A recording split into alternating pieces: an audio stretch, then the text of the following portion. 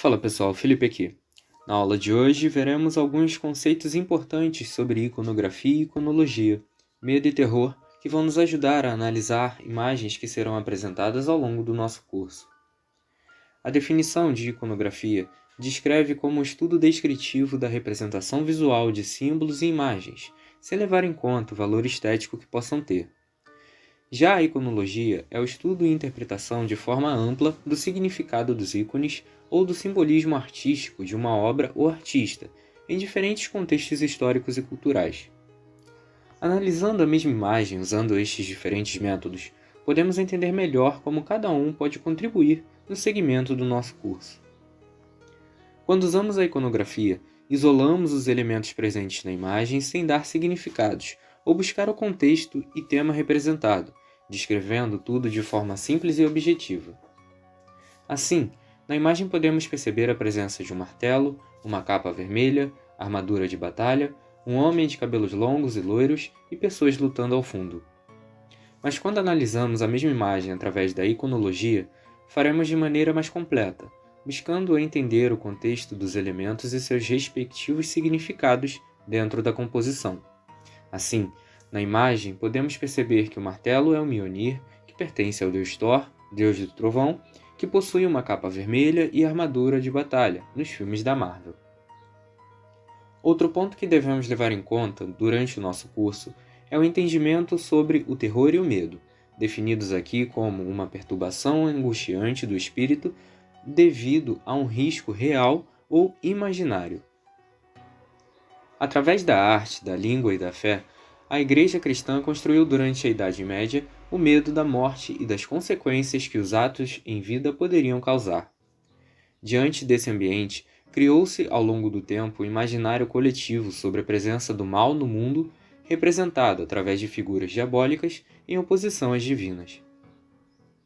Inicialmente, as imagens foram usadas para ensinar, comover e rememorar os fiéis, sendo pintadas propositalmente nas paredes das igrejas e mencionadas durante os sermões para que, sempre que o fiel tivesse contato com essas ilustrações, lembrasse do sermão e fosse comovido a não mais pecar através do medo.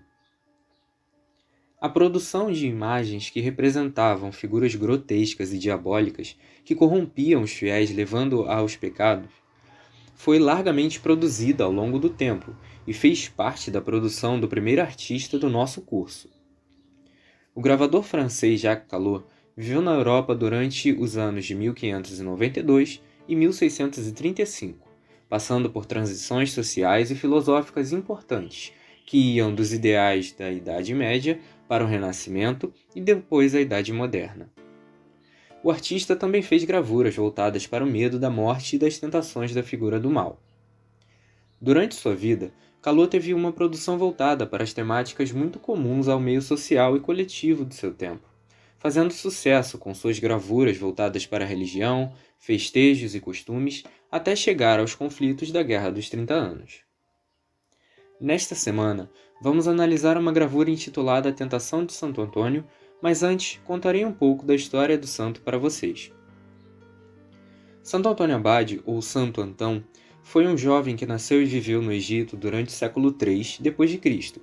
Durante sua vida, teve um ensinamento voltado para os valores cristãos e se preocupava em ser salvo, não se importando com o que teria que fazer ou abrir mão para isso. Antes e após perder os pais, Antônio decide vender todos os seus bens e viver uma vida de orações e jejuns, buscando se aproximar de Deus através de seus sacrifícios.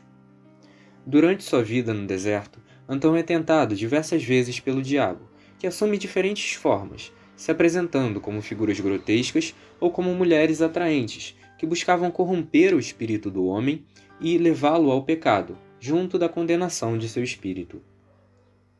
A temática das tentações foi representada diversas vezes ao longo da história, encontrando a visão e o contexto de muitos artistas. Na visão de Jacques Callot, é apresentada com aspectos mais festivos, remetendo ao período inicial da vida do artista, quando residia na Itália e prestava serviços à burguesia que comissionava diversas festas, teatros e carnavais, registrados e usados como referência pelo artista para representar os pecados. Dessa forma, Calot demonstra a preocupação existente no meio social com a salvação da alma e os cuidados existentes entre as pessoas para que não pecassem e fossem condenadas ao purgatório ou, pior, ao inferno. Em meio ao caos, figuras nuas aparecem como representações do desejo carnal, enquanto outras partilham alimentos e bebem em grandes canecas, simbolizando os prazeres mundanos e a gula. Ao centro da imagem, é possível observar a presença de um grande dragão que traz consigo seus seguidores voando em direção ao santo para atacá-lo fisicamente. O santo aqui fica em segundo plano e é apresentado sendo atacado por diversos lados por figuras que voam, puxam sua roupa e defecam sobre sua cabeça e a Bíblia. Nossa primeira representação do medo e do terror carrega consigo especificamente o medo dos pecados e a relação humana com as riquezas e seus desejos. Sendo assim, citada também no trecho retirado da história do próprio santo, que ele diz: "Por isso, nenhum de nós tenha nem sequer o desejo de possuir riquezas. Do que nos serve possuir o que não podemos levar conosco?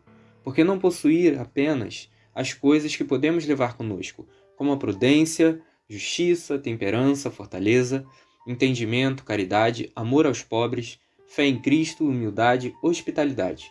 Uma vez possuindo-as, veremos que elas vão diante de nós preparando-nos as boas-vindas na terra dos mansos." Não é exagero afirmar que grande parte da justificativa da fé, durante muito tempo na história, foi fundamentada a partir do medo do futuro e do que aconteceria após a morte terrena. Sabendo da possibilidade de poder e controle sobre esse medo, a Igreja buscou fundamentar através de seus ensinamentos formas que mantivessem o fiel obediente às suas vontades próprias, nomeando de consciência moral, descrita como a consciência presente no íntimo da pessoa, sendo um juízo da razão que, no momento certo, ordena ao homem que pratique o bem e evite o mal. E é graças a essa consciência que a pessoa humana percebe a qualidade moral de um ato a realizar ou já realizado, permitindo-lhe assumir a responsabilidade. Quando escuta a consciência moral, o homem prudente pode ouvir a voz de Deus que lhe fala. Nossa aula de hoje fica por aqui. Faça a análise da imagem que eu vou deixar abaixo e qualquer dúvida me procure no privado.